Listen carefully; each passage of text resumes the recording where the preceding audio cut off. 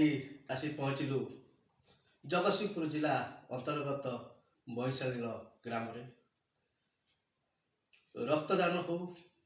समाजसेवा क्षेत्र हो बहुत गुड़िए सामाजिक संगठन में से भाई जनक जड़ित रुहति अनेक मेडिकल क्षेत्र में से भाई लोक मान साहाय्यर हाथ बढ़ी था आज बईशाल ग्राम बहुत चर्चा जोर जे समाज सेवा व्यक्तिगत स्तर से समाज सेवा को बहुत भल पाती आज आम सहित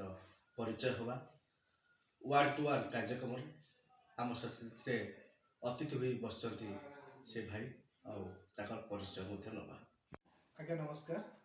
मु शिव प्रसाद साहू सुचिंता सेवा आम समाज सभापति। आम जाचु किसी जन सामाजिक संगठन वर्षे 2 वर्ष गला पर से माने राजनीति क्षेत्र को उल्लेख था आपन सेमिज किछि अछि कि जाकि आगामी रे आम देखै पाइबु। आज्ञा मु तो केबे भी एटा अनुभव करिनी जे मो मन रे केबे भी एमिति आसीनी जे मु माने गोटे हमर कोन ना सेवा आसी कि माने हमर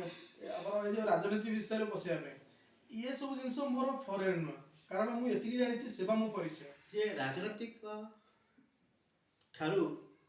ऊर्ध्वर रही सेवा काम करवा सेवा जोगेबा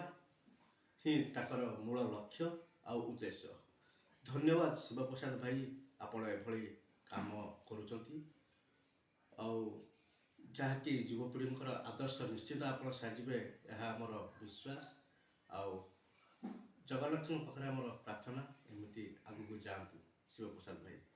प्रसाद भाई आपण आम श्रीचक्र टीवी की कौन कहवाई चाहती दर्शक मान कौन बार्ता देवा चाहती नुआ वर्ष तरफ। आज्ञा आज हूँ 26/12/2022 आउ किछिटा दिन भितर आम नूतन वर्षर आगमन आउ ए नूतन वर्षर आगमन आमर जो बुद्धिजीवी अच्छा आमर किए ईश्वर प्रेमी लोक अच्छा से मतामत 2023 ओडिशा बहुत विपदपूर्ण अच्छे मु केवल एति भगवान को प्रार्थना करी जगन्नाथ को प्रार्थना करी जे 2023 समस्त सुस्थ जीवन नहीं आसू सुंदर जीवन नहीं आसू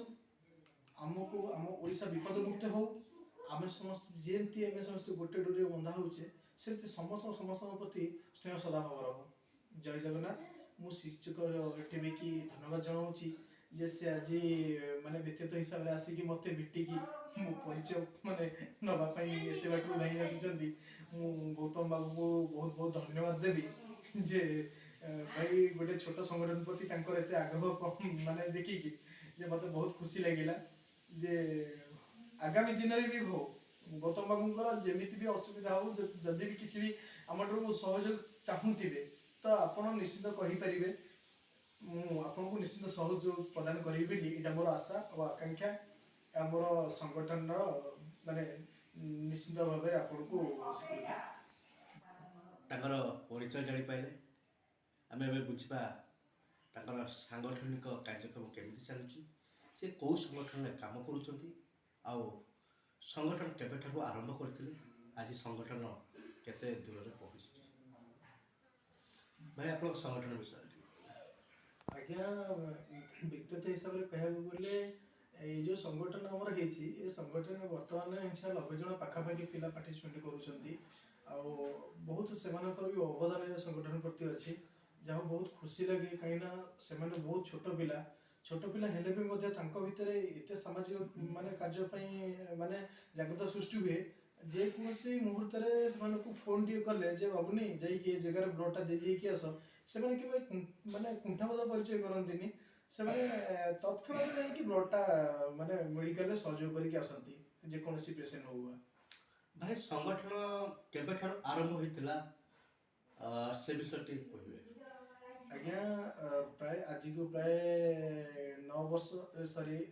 9 मास हम ए संगठन आरंभ होइछि। ए संगठन आमर एनुअल फंक्शन रखा जाइए कौन फेब्रुआरी मास करूँ बोली निर्धारित करूँ डेट फाइनाल हैनी जेहेतु माने आमर आम भीतर गोटे म्यूचुअल मीटिंग हैनी किंवा प्रस्तुत भिडियो गोटे ହେଇନି ସେଥିପାଇଁ ମୁଁ ଏପର୍ଯ୍ୟନ୍ତ ଡେଟ୍ଟା ଫିକ୍ସ କରିନି। ସମସ୍ତଙ୍କ ମତାମତ ଅଛି, ଏକା ବୋଲି ମୁଁ ବୋଲି ଏକା ନୁହଁ, ସମସ୍ତଙ୍କ ମତାମତ ନେବି, ସେ ଛୋଟ ହଉ କିମ୍ବା ବଡ଼, ସେମାନେ କେବେ ସମୟ ଦେଇପାରିବେ ତ ସମସ୍ତଙ୍କୁ ଏକତ୍ରିତ କରିକି ମୁଁ ଗୋଟେ ମିଟିଂ ପାଇଁ ମାନେ ଆୟୋଜନ ରଖିଛି। ଭାଇ ସଂଗଠନ ଆମେ ଦେଖିଛୁ କିଛି ସଂଗଠନ ତିଆରି ହୁଏ କିଛି ଦିନ ମଧ୍ୟରେ ସେ ଭାଙ୍ଗିଯାଏ, ଏମିତି କିଛି ଆପଣଙ୍କର ଅଛନ୍ତି କି ଯେଉଁମାନେ କି ସାଂଗଠନିକ ଦକ୍ଷତାକୁ ସେମାନେ ବି କିଛି ଅସୁବିଧାରେ ପକେଇଥାନ୍ତି?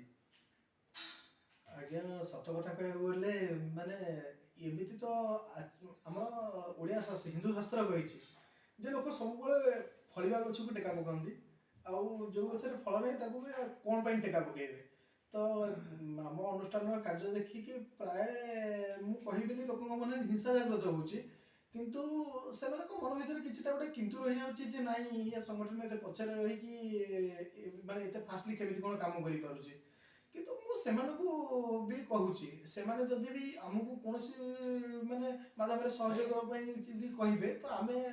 ସେମାନଙ୍କୁ ବି ସହଯୋଗ କରିବୁ, ସେମାନଙ୍କୁ ବି ସପୋର୍ଟ କରିବୁ ଯେ ନାଇଁ ଭାଇ ସେ ଆପଣ ଯୋଉଟା ଅସୁବିଧା ଅନୁଭବ କରୁଛନ୍ତି ସେ ଅସୁବିଧା କେବଳ ଆପଣଙ୍କର ନୁହଁ, ସେ ଅସୁବିଧା ଆମର ବି, ତ ସେ ଅସୁବିଧାକୁ ଆମେ ମିଳିତ ଭାବରେ ସମାଧାନ କରିପାରିବା। ତ ଏ ଆମର ସବୁବେଳେ ଲକ୍ଷ୍ୟ, ସେମାନଙ୍କୁ କେବଳ ଗୋଟେ ମତାମତ ଦେବି, ଭାଇ ମୁଁ ଏକା ନୁହେଁ, ଆମେ ସମସ୍ତେ। ସୁଚିନ୍ତା, ସମସ୍ତଙ୍କର ଚିନ୍ତା ହେଲା ସୁଚିନ୍ତା। ଆପଣ ସୁଚିନ୍ତା କାହିଁକି ବାଛିଲେ ଆଉ କ'ଣ ପାଇଁ ବାଛିଲେ? ଆଜ୍ଞା ଶୁଣନ୍ତୁ, ଇଏ ତ ଗୋଟେ ପ୍ରଶ୍ନବାଚୀ ଜିନିଷ, ମାନେ ମୁଁ ଯେକୌଣସି ପ୍ରୋଗ୍ରାମକୁ ଯାଏ ମାନେ ଆମର ଆଇଡେଣ୍ଟି କାର୍ଡ ହଉ କିମ୍ବା ଆମର ଟି ସାର୍ଟ ହଉ, ମାନେ ଲୋକମାନେ ଦେଖିଲେ ପ୍ରାୟ ପ୍ରାୟ 2-4ଟା ଜାଗାରେ ମତେ ଲୋକ ପଚାରିଲେଣି ଭାଇ ସଂଗଠନ ନାଁଟା କେମିତି କ'ଣ ଗୋଟେ ବାଛିଲେ, ଯେ ଏମିତି କ'ଣ ପାଇଁ ବାଛିଦେଲେ ସୁଚିନ୍ତା। ମୁଁ କହିଲି ଦେଖ, ଯେପର୍ଯ୍ୟନ୍ତ ମନରେ ଗୋଟେ ସୁଚିନ୍ତା ନ ଆସିବ ସେବା ପ୍ରତି ମନରେ ଜାଗ୍ରତ ଉନ୍ନତି ହବନି। ତେଣୁ କରିକି ଆଗ ପ୍ରଥମ ସୁଚିନ୍ତା ରହିବା ଦରକାର ମନରେ ସମସ୍ତଙ୍କର। ସୁଚିନ୍ତା ଆସିଲେ ସେବାର ନିଶ୍ଚିତ ଆସିବା ଆଗମନ, ଏଇଟା ଆପଣ ନିଶ୍ଚିତ ଜାଣିଯିବେ ଯେ ମାନେ ସେବା ପାଇଁ ଗୋଟେ ଲୋକର ମନରେ ଆନ୍ତରିକତା ଇଚ୍ଛା ଅଛି। ଆମେ ବହୁତ ଥର ଦେଖିଛୁ ଆପଣଙ୍କ ଅନୁଷ୍ଠାନ ବହୁତ ଗୁଡ଼ିଏ ଜାଗାରେ ସମ୍ମାନିତ ହେଉଛି, ନୂଆ ସଂଗଠନ ବହୁତ ଆଗକୁ ଯାଉଛି, ତ ଆପଣଙ୍କର ସପୋର୍ଟ କେମିତି ରୁହେ ସାଙ୍ଗସାଥି ଫ୍ୟାମିଲି ଏମିତି ସମସ୍ତଙ୍କୁ ନେଇକି? ବ୍ୟକ୍ତିଗତ ହିସାବରେ କହିବି ବହୁତ ଗୁଡ଼େ ସଂଗଠନ ଅଛନ୍ତି, ସେମାନେ ମାନେ ମତେ ସପୋର୍ଟ ମାଗନ୍ତି, ମୁଁ ସେମାନଙ୍କୁ ସପୋର୍ଟ ମାଗେ, ଆଉ ସେମାନଙ୍କୁ ସହଯୋଗ ମୁଁ କରେ, ବ୍ୟକ୍ତିଗତ ହିସାବରେ ସେମାନେ ବି ମତେ କରନ୍ତି। ଆଉ ଆମର କ'ଣ ଜଣେ ଯଦି ଅନ୍ୟ ଜଣଙ୍କୁ ସହଯୋଗ ନ କରିପାରିବ ତ ତାହେଲେ ସେ ଯେକୌଣସି କାର୍ଯ୍ୟ ଅଧାରେ ନା ଅଧାରେ ରହିଯିବ। ତ ଏଠି ଆମର କ'ଣ ନା ଯେହେତୁ ଆମର କ'ଣ ଓଡ଼ିଶା ଗୋଟେ ଆମର କ'ଣ ଧର୍ମପରାୟଣ ରାଷ୍ଟ୍ର, ଏଠି ଆମେ ଧର୍ମରେ ସମସ୍ତେ ଅଛେ,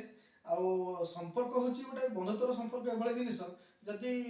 ଆମେ 2 ଜଣ ମିଶିଗଲେ କିମ୍ବା ଆମେ ସମସ୍ତେ ମିଶିଗଲେ ଏ ଜିନିଷଟା ଛୋଟ ଜିନିଷ ହଉ କିମ୍ବା ବଡ଼ ଜିନିଷ ହଉ, ସେ ଜିନିଷଟାକୁ ଆମେ ତୁରନ୍ତ ସମାଧାନ କରିପାରିବା।